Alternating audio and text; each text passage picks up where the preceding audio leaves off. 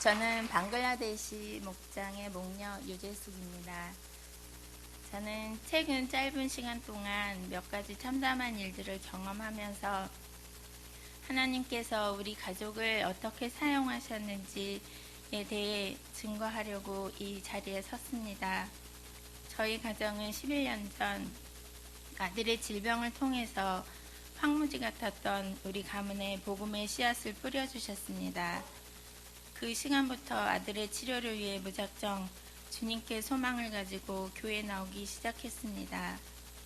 신앙생활을 시작하면서부터 지금까지 우리 삶의 모든 영역에 부어주신 은혜가 차고 넘쳐 행하신 일들을 기록해두지 않은 것이 후회가 될 정도입니다. 그 은혜를 생명 다하는 날까지 잊지 않고 순종하길 바라는 마음입니다.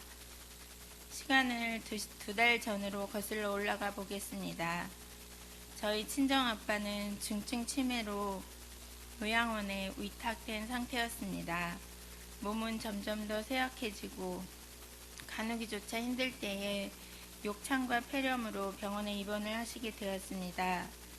병상에 누워 계신 아빠의 모습을 보니 때가 얼마 남지 않았다는 걸 느낄 수가 있었습니다. 10년 전 영접 기도를 받으셨지만 저는 얼마 남지 않은 시간 동안 친정아빠께서 어떻게든 다시 입으로 살아계신 주님을 시인하길 원했습니다. 그러나 저를 알아보시지도 못하고 무슨 말을 하여도 반응을 하시지 않는 상태에서는 정말 막막하기만 하였습니다. 제 기도는 이러했습니다. 주님, 아빠에게 신실한 믿음의 사람들 좀 보내주세요. 아빠 병실에 들어가지 않더라도 밖에서라도 찬양하고 영혼들을 위해 기도해 줄 수 있는 자들을 보내주세요. 전도자들 좀 보내주세요. 하나님, 전도자들이 없거든 아빠가 주무실 때 꿈에서라도 주님의 형상을 보게 하시고 꼭 만나주세요. 이 미련한 딸은 진작 손을 쓰지도 못하고 누군가를 애타게 찾았습니다. 시간이 지날수록 제 마음은 더 다급해졌습니다. 입원하신 지 일주일째 되던 날 간병 중이신 엄마와 통화를 하는데 전화기 사이로 기도 소리가 들렸습니다. 그래서 엄마께 누가 오셨냐고 물으니 옆 환자분께 어느 교회에서 병문안을 만나보라고 하셨습니다. 그래서 엄마께 그 목사님 좀 붙잡고 아빠 위에 한 번만 기도해달라고 부탁드리라고 말씀드렸더니 처음에는 처음 보는 사람한테 어떻게 그러냐고 거절하셨습니다. 참 답답했습니다. 이번 9일째 되던 날 반찬과 죽을 싸가지고 혼자 고속도로를 달려 대천 톨게이트를 10여 분 정도 남겨두었을 때 전화가 왔습니다. 아빠가 운명하셨다고.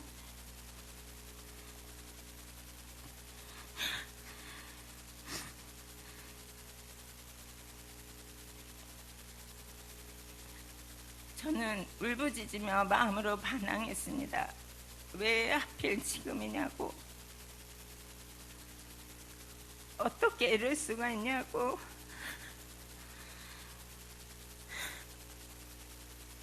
우리 아빠 불쌍해서 어떡하냐고 울며 병원에 도착했고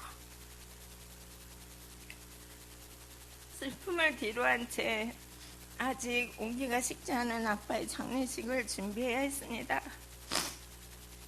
난생 처음 치르는 장례식을 어찌 해야 할지 모르는 제게 사모님께서 전화 주셔서 방법을 가르쳐 주셨고 악한 것이 틈타지 못하도록 안내해 주셨습니다. 슬픔 중에 큰 위로가 아닐 수 없었습니다.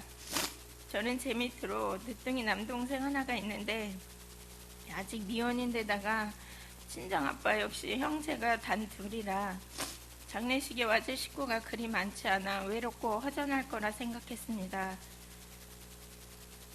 그러나 많은 분들이 밤낮을 가리지 않고 문상을 와주셔서 위안이 되었습니다.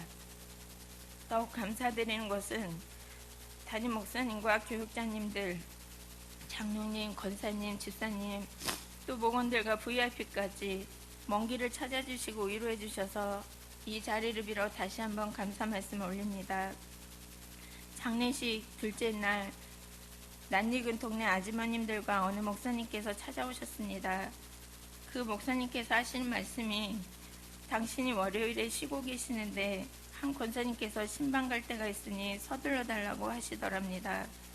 그래서 여러 권사님들과 함께 아빠가 돌아가시기 이틀 전에 찾아가셔서 복음을 전하니 아빠가 고개를 끄덕이셨다고 전해주셨습니다. 할렐루야. 하나님께서는 이미 저희 기도를 들으시고 옆집 권사님을 사용하셔서 아빠를 천국으로 인도하셨는데 저는 그것도 모르고 하나님께 삐져 있었습니다. 장례식을 치르는 내내 엄마는 우리 교회 분들이 의리가 보통이 아니라고 염신 감탄하며 감사하셨습니다. 그리고 장례 후 처음 맞는 주일에 저희 가족은 아침 일찍 추모공원에 다녀와 엄마를 모시고 문상 오신 흰돌 성결교회에 예배드리게 하고 등록을 시켜드렸습니다. 그날 이후 엄마는 한 번도 빠짐없이 성실히 교회에 나가고 계십니다. 아빠의 천국과 엄마의 구원을 동시에 응답하시고 복음의 씨앗이 열매를 맺는 귀한 날이 되었습니다. 그날이 감동이 채 가시기도 전에 아들에게 이상 행동이 나타나기 시작했습니다. 방에서 혼자 있는 시간이 많아지고 좋아하던 핸드폰도 멀리하고 축구도 안 하고 친구도 만나지 않고 말도 안 하고 심지어 밥도 잘 먹지 못했습니다. 그리고 과외나 학원에서 숙제는커녕 수업에 집중하지 못하고 멍하니 자기 생각에 빠졌을 때가 많아졌습니다. 처음엔 그저 사춘기인 줄 알았습니다. 단순한 고민이 있어 기도하는 줄 알았습니다. 그러다 증상이 단절로 이어지고 거식증이 보이기 시작했습니다. 수련회를 앞두고 있었기 때문에 저는 그날을 기대했습니다. 그러나 그대로 방치할 수 없어 전도사님께 사실을 알렸고 보호 관찰을 요청했습니다. 저 역시 수양회에 참석했습니다. 금년 수양회는 주께서 나와 함께 하심이라는 주제로 하나님의 자녀로서 자부심을 갖게 하고 하나님의 다름질에 어긋남 속박에서 벗어나며 우리의 자아가 진리의 열매를 맺을 수 있도록 선포하고 또 하나님의 사랑을 고백하며 내가 얼마나 가치가 있는지를 인정하는 회복의 시간이 되었습니다. 수양의 이틀째 되던 날 자기 아들을 주시기까지 죄인을 사랑하신 하나님 아버지께서 말씀하셨습니다. 내가 너희 죄로 말미암아 내 아들 예수가 십자가에 못 박힐 때에 가슴이 아팠다. 나의 가슴에도 통증이 느껴졌고 저는 가슴을 치며 울었습니다. 저는 전지전능하신 하나님 아버지께서는 자기 아들을 살릴 수 있으니 뭐 그렇게까지 슬프시겠나. 하나님은 무엇이든 마음대로 할 수 있으니 괜찮을 거라 막연히 생각했었습니다. 이 어린아이 같은 생각, 나의 잘못된 사고가 깨져버리는 순간이었습니다. 수양회를 마치고 집에 돌아온 아들을 보았는데 기대와는 다르게 뼈만 앙상하게 남은 몰골을 하고 돌아왔습니다. 주일에 전도사님께서 조심스럽게 말씀을 건네셨습니다. 정신과에서 치료를 받는 것이 좋겠다고. 저 역시 동일한 마음이었기에 아들을 설득하기로 했습니다. 그날 밤 아들은 최악의 상태가 되었습니다. 한 발로 서서 오랜 시간 버티기도 하고 깜깜한 방에서 앉지도 않고서 성이고 잠도 잘 못 자고 뭐라 뚫어지게 쳐다보고 몸은 점점 굳어져가고 이전에 아들의 모습은 온데간데 없고 낯선 아이의 모습만 보였습니다. 그 충격에 남편은 소리를 지르며 아들을 바로 잡으려고 했지만 이미 소통이 안 되는 지경에 이르렀습니다. 8월 9일인가 10일 새벽인가 말씀이 끝나고 기도하며 목 놓아올 때에 저는 성령님의 눈물을 보았습니다. 금빛 속눈썹에서 금빛 가루를 뿌려놓은 듯한 눈물을 하염없이 흘리시는 환상을 보았습니다. 주님, 제가 어떡할까요? 제발 아들 좀 살려주세요. 제가 알지 못하는 죄까지 다 용서하시고.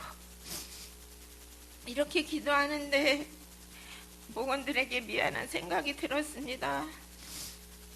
자녀들로 인해 그들이 고통받을 때 저는 목녀로서 중보기도는 하지만 내 자녀의 기도만큼 간절하지 못했음을 회개하게 하셨습니다. 그 주간에 아들의 상태를 보신 목사님도 많이 속상해하셨습니다. 안수기도를 받은 아들은 좋아진 듯 했지만 그 상황에서는 손 놓고 있을 수가 없어 우선 저 혼자 정신과에 상담하기로 마음먹고 찾아간 병원에서 청천벽력 같은 말을 들어야 했습니다. 나의 몸은 콘크리트를 부어놓은 것처럼 딱딱하게 굳어지는 느낌이었고 숨을 쉴 수도 없었습니다. 차마 의사가 추측하는 질병을 입 밖으로 낼 수도 없었고 남편에게도 아무에게도 말하지 못했습니다. 심지어 합심하여 기도해 주시는 5조 팀원에게도 실토하지 못했습니다. 입 밖으로 발설하면 사탄에게 지는 것 같고 인정하는 것 같아서 입을 꾹 다물었습니다. 기도가 우선인 줄 아는 저는 의사에게 부모가 해줄 수 있는 일이 무엇이 있느냐고 물었을 때 그 의사는 치료약이 90이고 부모가 10인데 속히 데려와서 검사를 받아야 하지 않겠냐. 개학이 코앞인데 학교 가는 것도 불가능해 보인다. 이젠 감정도 사라질 거다. 악담이란 악담은 모두 쏟아붓는 듯 했습니다. 저는 순간 오기가 생겼습니다. 그래, 내가 검사는 해보겠다. 근거를 찾을 수도 있으니까. 그런데 치료하시는 하나님을 의사와 임상 검사자에게 보여줄 것이다 라고 다짐을 했습니다. 그러나 날이 갈수록 아들의 이상 행동은 더 새로워집니다. 알 수 없는 표정, 눈빛, 몸짓, 말투 모두가 아들이 아니었습니다. 기도할 힘조차 잃어가지만 5조에서 특별히 나를 정하고 새벽마다 전심으로 기도해준 덕분에 넘어지지 않고 버틸 수 있었습니다. 또 많은 지인들의 기도가 있었기 때문에 그 기도가 쌓이는 만큼 때가 어느 때이든지 응답하실 거라 믿었습니다. 그러나 말이 쉽지 이 전쟁이 언제 끝날지 모르는 상황에서 누굴 만날 수도 무엇을 먹을 수도 전화를 받을 수도 없는 게 현실이었습니다. 딸도 나름대로 자기가 할 수 있는 일은 모두 도와주었고 일찍 귀가하여 아들과 대화도 많이 해주고 가족과 함께하기를 힘썼습니다. 혹여 남편이 실망하여 하나님을 대적하면 어떡하나 염려도 했는데 오히려 저를 위로해주며 함께 기도와 치료에 집중하자고 다독여 주었습니다. 절망 가운데서도 주 안에서 하나 되게 하신 주님께 감사했습니다. 개인 병원이라도 정신과 예약은 그리 녹록지 않았습니다. 예약 당일 4시간 이상을 검사하고도 못다한 질문지 566문항을 집에 가지고 와서 체크하여 제출하고 일주일을 주님을 의지하며 기다린 결과 아들은 지극히 정상 소견이었습니다. 결과지에는 방어적 경향이 보이며 정서적으로 억제적인 편으로 화나 분노와 같은 부정적 감정을 억압하려 한다라는 심리적 분석 결과가 나왔는데 중요한 것은 그 속에 종교적 신념에 부합한다라고 적혀 있어 이것이 영적 공격임을 알 수가 있었습니다. 아들 자신이 기록한 내용을 살펴보면 자기가 가장 행복한 때는 주일이고 가장 좋았던 일은 작년 여름 수련회에서 하나님을 만난 것이다. 그래서 하나님 뜻대로 살고 싶어 내가 좋아하는 일보다는 기도를 많이 하는 것이고 화도 참으려고 애를 쓴다라고 적혀 있었습니다. 결론은 가족을 비롯하여 대인관계와 사회 전반에 걸쳐 주관적으로 느끼는 불편감, 즉 죄성을 보게 하기 때문에 즐겨 하던 일도 끊고 모든 것이 단절로 이어지고 몸의 과부하가 일어나면서 사탄이 틈을 타 신체적으로 정신적으로 고립시켰으며 스스로 해결할 수 없는 대처 자원도 부족하니 분별력도 없어지고 무기력함과 위축으로 나타난 것입니다. 주님을 만나 은혜로 충만했던 아들에게 교묘하게 틈을 타고 들어온 사탄은 주의 이름을 부르는 자녀에게서 더 이상 버티지 못하고 떠난 것입니다. 하나님의 능력이 나타나 어느새인가 아들은 온전히 회복되어 있었습니다. 주님께 영광을 올려드립니다.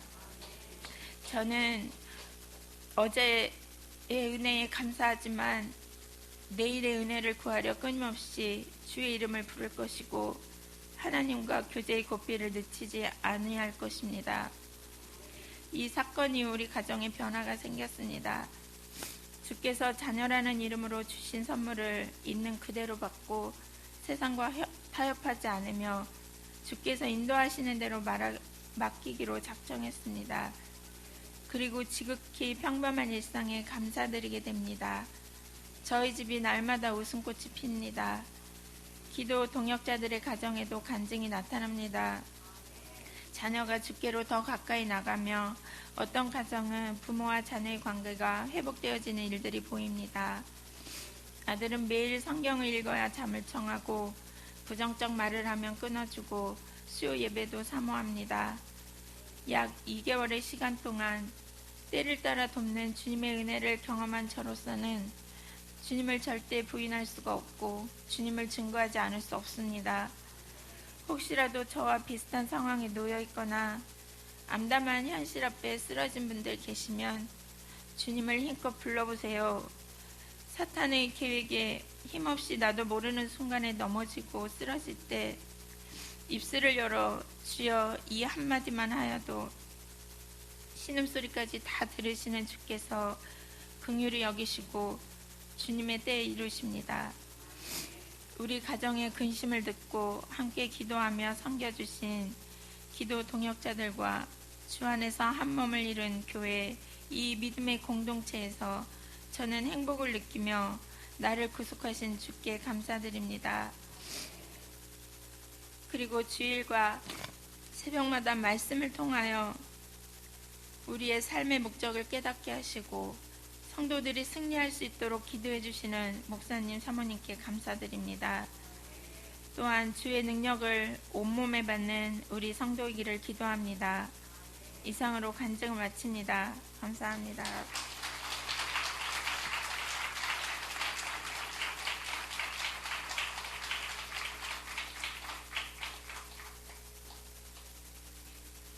오직 감사하다는 말씀밖에 드릴 수가 없습니다. 하나님은 살아계시고요. 하나님